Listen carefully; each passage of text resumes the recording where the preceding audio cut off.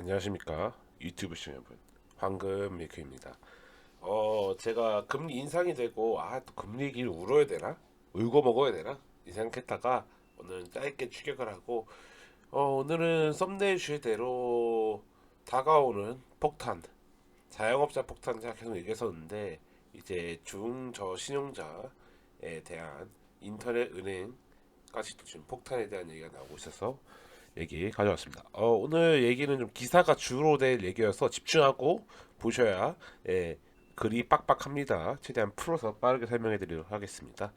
예, 영상 보시면은 간단합니다. 자영업자 대출 이거 제가 많이 얘기했죠. 지금 이금융권이 연체가 되고 있다고 해서 비상이 일어났다고 합니다. 예, 이게 뭐냐면 1금융권에서도 돈을 빌리지만 우리가 그 제도권 밖에 1금융 말고 2금융, 3금융, 자 이렇게 보면 상호저축은행, 상호금융, 보험사, 여신 이런 데서 돈을 빌립니다. 네, 지금 여기서 빌린 돈들이 연체가 되고 있다고 해서 크게 문제가 되고 있는 상황입니다. 원래 1번부터 밀리지 않아요. 2번, 3번, 4번 대체적부터 밀리기 시작하지. 그래서 지금 이게 문제라고 하는 겁니다. 네, 이 금융권의 연체율이 급증하는 얘기고요. 지금 자영업자 상환 능력이 눈에 띄게 떨어지고 있다. 지금 신한, 삼성, 우리, 국민, 하나카드 등 5대 카드사의 연체율이 2.123으로 작년 동기에서 0.4% 상승했다는 거죠.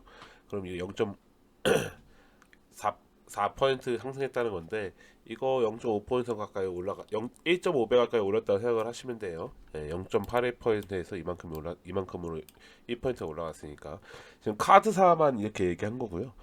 그리고 저축은행 79개의 저축은행 올해 1, 4분기 연체율 5.1%를 기록했다고 합니다. 5% 넘긴 거는 16년도 말 이후에 지금 7년 만에 일어난 일입니다. 굉장히 지금 상태가 안 타는 거죠. 근 6년 만에 이게 어떻게 된 일인지 참 그네요. 지금 5% 넘었다, 게 심각한 얘기입니다. 왜냐면 얘네부터 무너져요.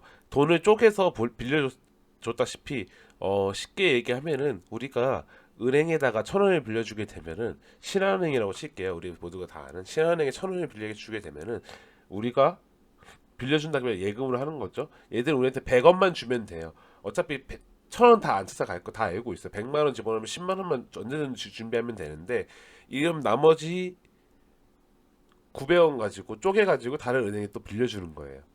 그렇게 대출 장사를 해먹고 산 예대 마진이라고 합니다. 이거에 대해서 이렇게 또 쪼개서 빌려주고 어떤 은행은 또 900원 받았으니까 900원 쪼개서 90원만 주면 되니까 810원을 또 빌려주고, 이런 식으로 무한 번식을 하는 거예요. 근데 그렇게 해서 문제가 뭐냐면은, 이렇게 돈 빌려줄 땐 좋은데 이걸 가지고 지금 빌려간 이 밑에 있는 이제 예를 들어 뭐 대충 한 600원대 빌려간 애들 있잖아요. 뭐 700원대 반토막 정도 빌려간 애들한테 문제가 생긴다는 거예요. 돈을 못 갚는다는 거. 그럼 원금 상환이 안 되는 거잖아요. 그럼 이러면은 정말 밑에부터 문제가 생기는 겁니다. 여기 김지용 세종대 경영학과 교수는 다중 채무자 비율이 많은 이금융권의 특성상 확산을 방지하기 위해서 현금을 많이 비축하는 연체율 급등의 상황에 대한 치료 조치를 강구해야 한다, 뭐 이런 얘기했죠. 이거 뭐 당연한 얘기예요. 자영업자 중에서 지금 이금융권을 두드리고 있는 분들이 많다고 하는 거예요. 쉽게 얘기하면. 진선미 더불어민주당 의원실에서 한국은행에서 제출받은 자료에 의하면 이금융권 자영업자 대출 잔액이 401조나 되는 겁니다. 근데 제일 중요한 거는 이제 늘어났다는 거예요. 작년 대비해서 78조 원이나 늘었다는 거예요. 지금 사업 장사하는 분들도 많지만 버티고 있는 분들도 상당히 많다고 보면 되는 거예요. 대출 잔액이 같은 기간에 늘어난 것보다는 확실히 차이가 나는 거죠. 이금융권에 몰려 돈을 빌리고 있는 거예요. 그리고 여기서만 빌리는 게 아니라 아까 말한 저축은행, 보험사도 돈을 빌려줍니다. 그리고 카드 캐피탈, 여신업 이런 쪽으로 간다고 하는 거죠. 지금 그렇게 이렇게 늘어나다시피 해서 자영업자 대출 규모가 천조 원이 됐다고 하는 겁니다. 지금 이게 문제라는 게, 이 코로나19 시작하기 전에는 684조였는데 이게 지금 거의 50% 가까이 증가했죠. 왜냐면은 이게 문제라고 얘기하는 이유가, 자영업자들이 무너지면은 이것도 폭탄이 하나 될 거고, 국가 채무도 폭탄이고, 개인 가계도 지금 폭탄입니다. 여기저기 빨간 등이 계속 들어오고 있어요, 지금. 언제 터질지 몰라요. 제가 그래서 겨울을 준비해야 한다. 이 얘기를 하는 겁니다. 예, 이렇게 심각한 문제가 지금 터지고 있는 거예요. 자, 이거는 또 키워드 뉴스는 없는데, 인터넷 전문 은행에 지금 연체율이 늘어나고 있다는 얘기를 듣고 제가 가져온 거예요. 3사 우리 흔하게 잘 카뱅, 토스, K뱅크. 그러니까 여기서 중저신용자 대출 연체율이 전년 동월 대비 최소 2배가 늘었다고 합니다. 대출잔액이 3조 원이 되는데 카뱅 같은 경우 제일 많다고 하는데 1.4%. 그 작년에 같은 5월달 기준 0.6%였는데 지금 거의 2배 가까이 2.5배 늘어났죠 지금. 예. 이렇게 그러니까 대출을 상환이 안 되고 있는 거예요. 지금 사람들이 힘들기 때문에. 그래서 우리가 겨울이 금방 찾아올 것 같다라는 생각이 듭니다.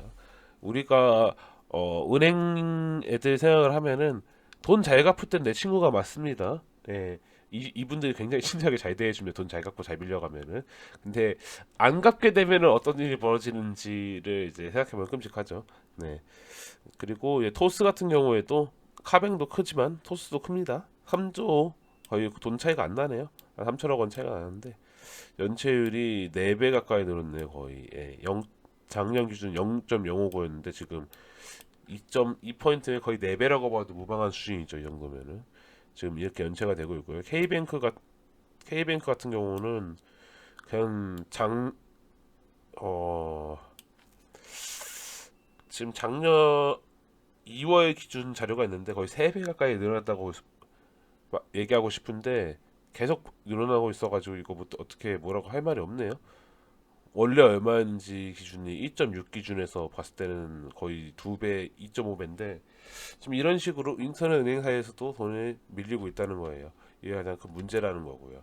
지금 이게 사람들이 돈을 잘 못 벌고 있는 것도 있는 거고 그래서 이거에 대한 중저신 왜냐하면 여기 사람들이 너무 옥죄면 사금융에 빠져요.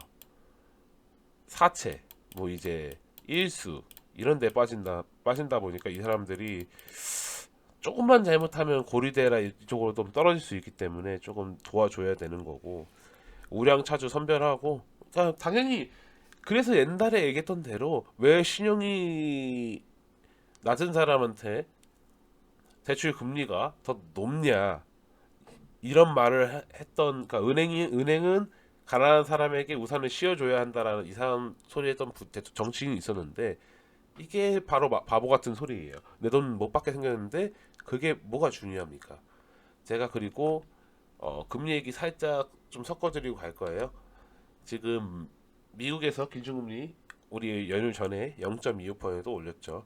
한국은 지금 3.5고 미국은 5.25로 알고 있습니다. 지금 1.75% 차이가 나요. 지금 이러면 한국 시장에서 돈이 더 빠질 수밖에 없는 거예요.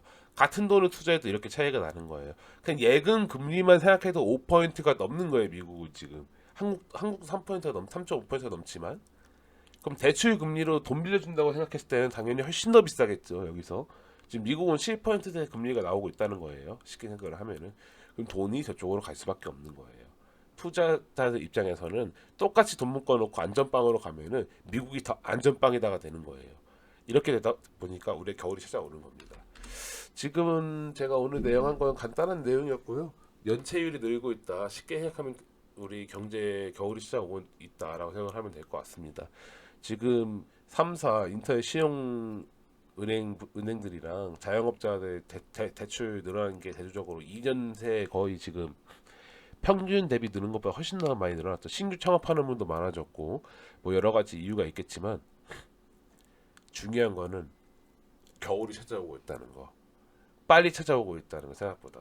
우리는 그 겨울 준비해야 한다고 제가 유튜브를 시작하면서 중간중간 많이 말씀드렸었는데 대비하는 거 심플합니다. 생각보다 부채 감당할 수 있을 만큼 줄이면 되시고요. 네, 뭐 집담보대출 같은 경우 가지고 계시는 거, 뭐 이 정도는 내가 무리가 안 된다 싶은 선까지만 부채를 들고 하시면 되고요. 현금 보유량을 늘려야 합니다. 이거 말고는 답이 없어요. 네, 그리고 뭐 달러를 사신다든가 뭐 금을 사신다든가 여러 가지 대비책이 있죠. 물론 포트폴리오는 자기만의 포트폴리오가 있으니까 나는 현금 몰빵이야 하는 분들도 있고 나는 부채가 싫어 나는 오로지 현금 일시불 하는 분도 있고 어찌됐든 허리띠를 졸라매야 되는 시즌이 찾아왔습니다. 과거처럼 우리가 펑펑 돈을 쓸 수가 없죠 이제. 그 생각해야 될 것 같고요. 이렇게 연쇄 폭탄이 째깍 째깍 째깍 하면서 우리 가까이 다가오고 있다는 걸 기억하면 좋겠습니다. 오늘 영상 어떠셨나요? 이 영상 괜찮았으면 구독과 좋아요 한번 눌러주시고 댓글 달아주시면 답글 달러 뛰어가도록 하겠습니다. 시청해주신 유튜브 시청 여러분 감사합니다. 방금 읽겠습니다.